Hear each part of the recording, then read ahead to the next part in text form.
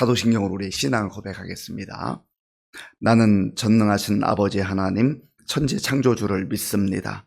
나는 그의 유일하신 아들 우리 주 예수 그리스도를 믿습니다. 그는 성령으로 잉태되어 동정녀 마리아에게서 나시고 본디오 빌라도에게 고난을 받아 십자가에 못 박혀 죽으시고 장사된 지 사흘 만에 죽은 자 가운데서 다시 살아나셨으며 하늘에 오르시어 전능하신 아버지 하나님 우편에 앉아 계시다가 거기로부터 살아있는 자와 죽은 자를 심판하러 오십니다. 나는 성령을 믿으며 거룩한 공교회와 성도의 교제와 죄를 용서받는 것과 몸의 부활과 영생을 믿습니다. 아멘. 하나님께서 오늘 우리에게 주시는 말씀은 사무엘상 10장입니다. 구약성경 421쪽 사무엘상 10장을 교독하겠습니다. 이에 사무엘이 기름병을 가져다가 사울의 머리에 붓고 입맞추며 이르되 여호와께서 네게 기름을 부으사 그의 기업의 지도자로 삼지 아니하셨느냐. 네가 오늘 나를 떠나 가다가 베냐민 경계에 셀사에 있는 라헬의 묘실 곁에서 두 사람을 만나리니 그들이 네게 이르기를 네가 찾으러 갔던 암나귀들을 찾은지라. 네 아버지가 암나귀들의 염려는 놓았으나 너희로 말미암아 걱정하여 이르되 내 아들을 위하여 어찌하리요 하더라 할 것이요. 네가 거기서 더 나아가서 다볼 상수리 나무에 이르면 거기서 하나님을 배우려고 베델로 올라가는 세 사람을 만나리니 한 사람은 염소 새끼 셋을 이끌었고 한 사람은 떡 세 덩이를 가졌고 한 사람은 포도주 한 가죽 부대를 가진 자라. 그들이 네게 문안하고 떡 두 덩이를 주겠고 너는 그의 손에서 받으리라.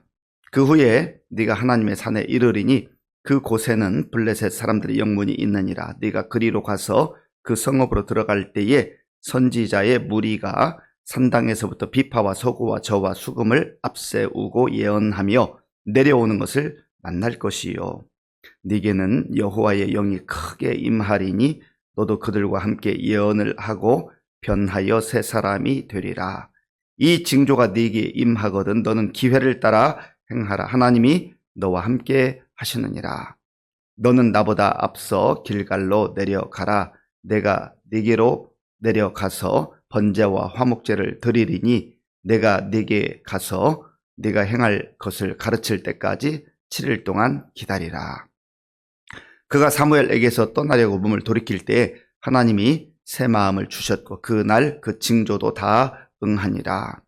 그들이 산에 이를 때에 선지자의 무리가 그를 영접하고 하나님의 영이 사울에게 크게 임함으로 그가 그들 중에서 예언을 하니 전에 사울을 알던 모든 사람들이 사울이 선지자들과 함께 예언함을 보고 서로 이르되 기스의 아들에게 무슨 일이 일어났느냐 사울도 선지자들 중에 있느냐 하고 그곳에 어떤 사람은 말하여 이르되 그들의 아버지가 누구냐 한지라.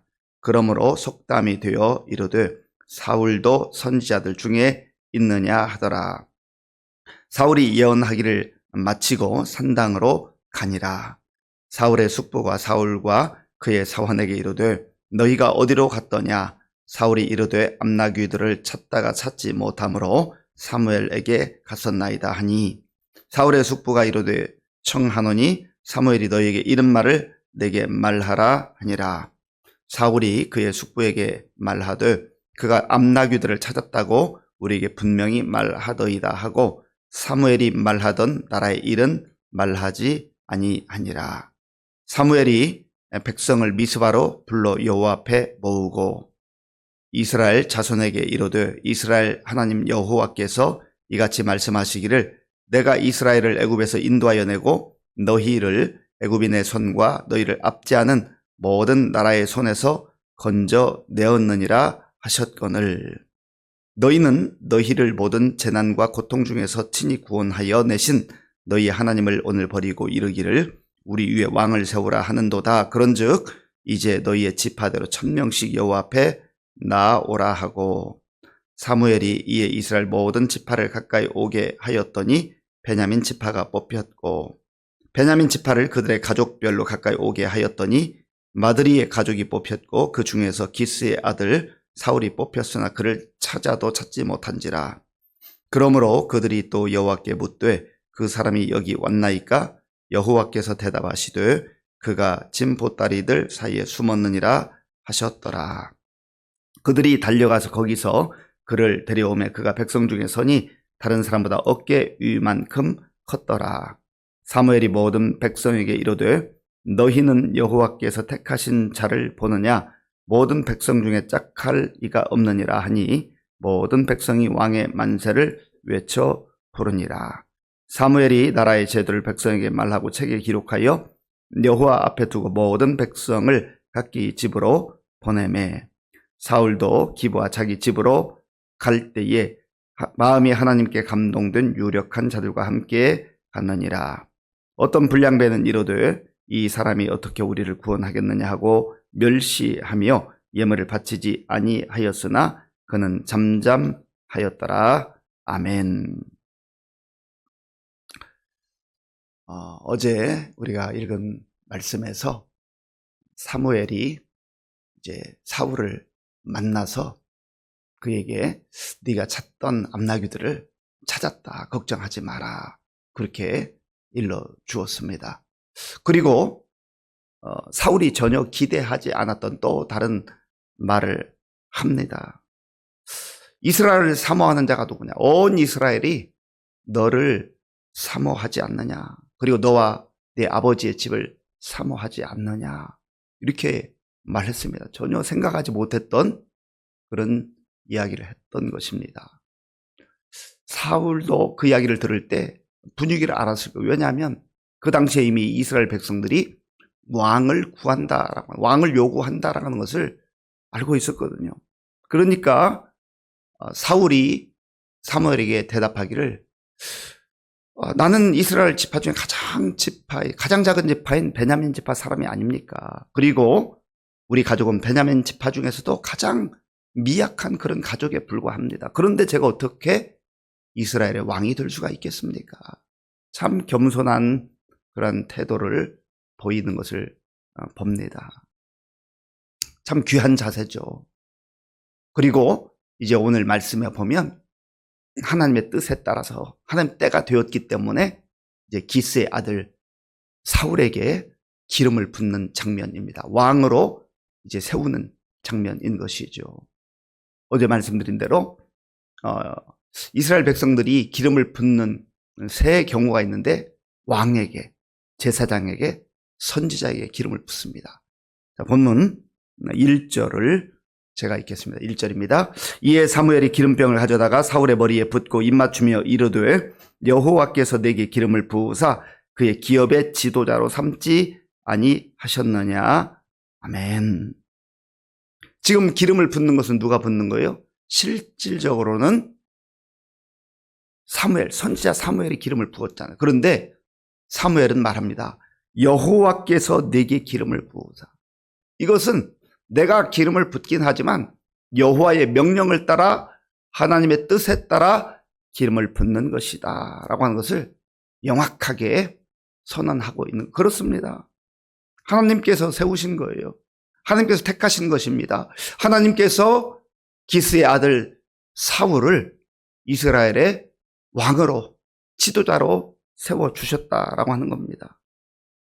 우리가 이 하나님의 일하심을 잘 받아들이는 게 중요합니다.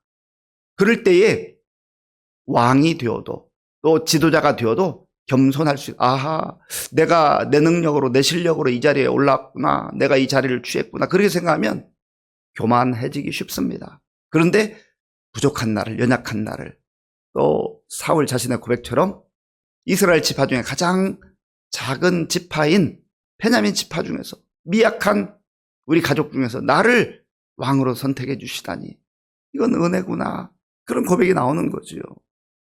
저 여러분들도 마찬가지입니다.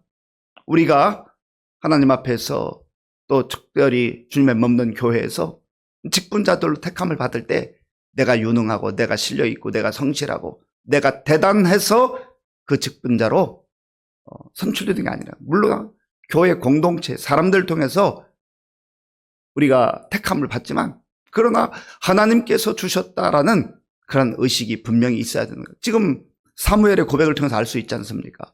사무엘이 기름을 붓지만 여호와께서 기름을 부어주시는 것이다. 여호와께서 너를 택하였다. 이 분명한 사실을 우리들도 자각해야 한다는. 그렇지 않으면 내가 목사가 되었다, 장로가 되었다, 또는 안수집사가 권사가 되었다. 그럴 때 자만해지기 쉽다는 거예요. 연약한 나를, 부족한 나를 하나님이 다 아시면서도 하나님의 종으로, 하나님의 일꾼으로, 하나님의 동력자로 세워주셨다. 그러면 거기에 감격이 있는, 내가 뭐라고, 연약한 내가 뭐라고, 하나님이 나를 하나님의 일꾼으로 삼아주셨는가, 나를 일꾼 삼아주신 그 주님의 은혜에 감사해서 최선을 다한다는 거죠. 그리고 2절부터 6절까지를 보면 이제 하나님께서 너를 이스라엘 백성의 지도자로, 왕으로 세워주셨다는 그러한 몇 가지 증거를 보게 될 것이다. 이야기를 했습니다.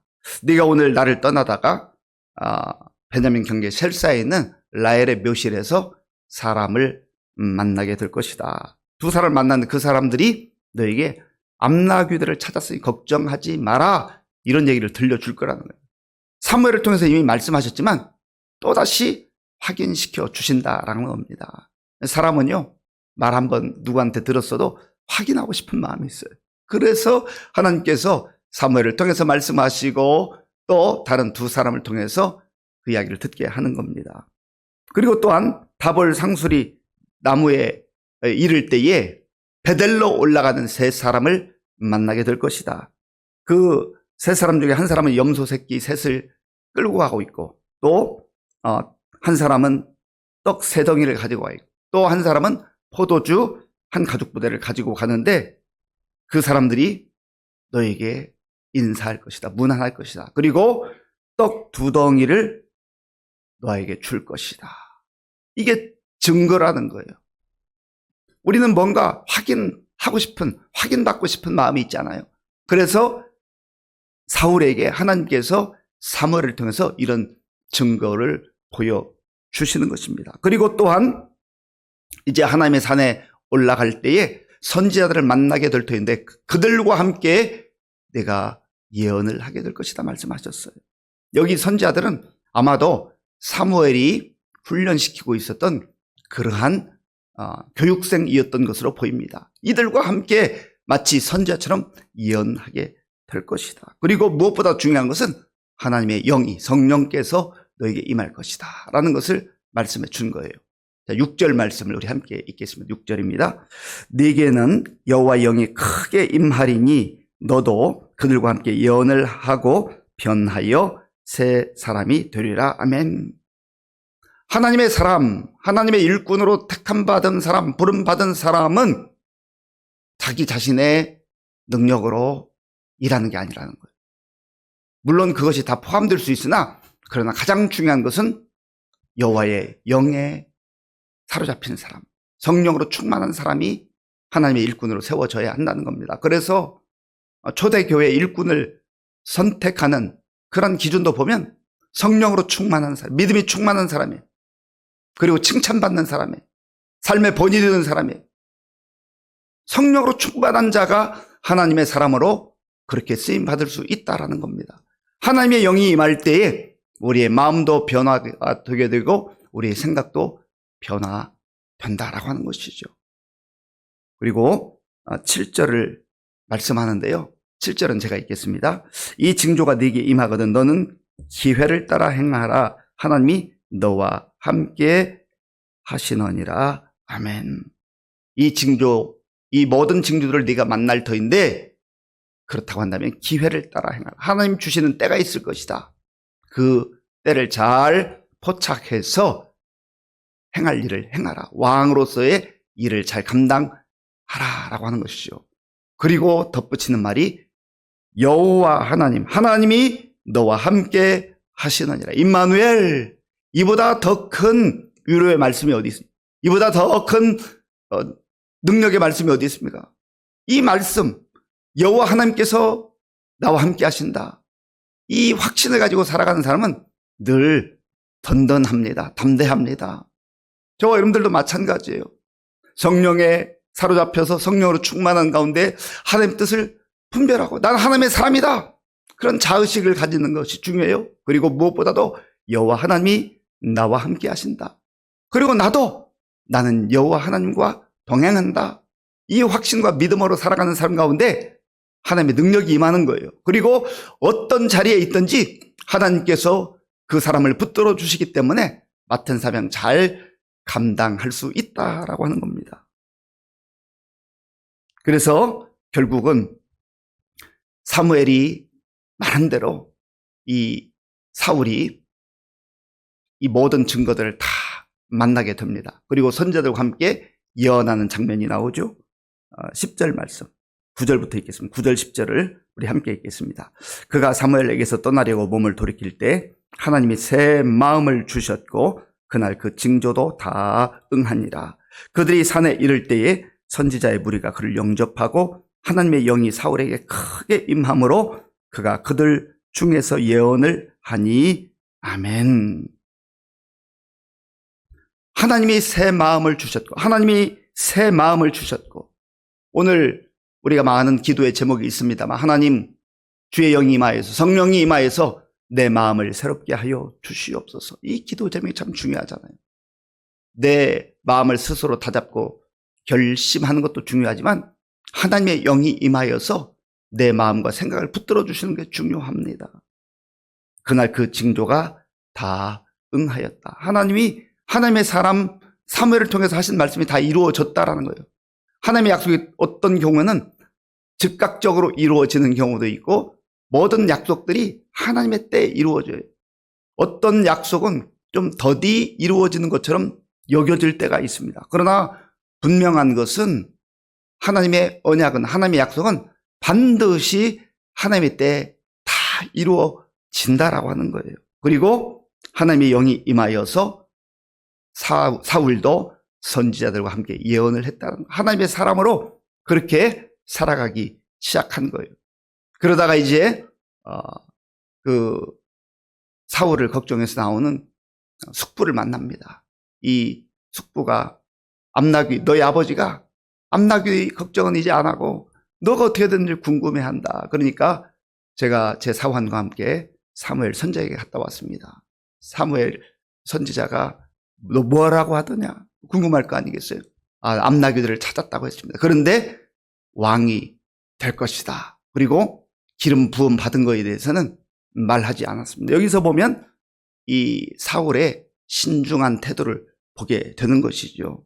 자, 본문 16절 말씀, 16절을 제가 읽겠습니다. 사울이 그의 숙부에게 말하되 그가 암나귀들을 찾았다고 우리에게 분명히 말하더이다 하고 사무엘이 말하던 나라의 일은 말하지 아니하니라. 아멘.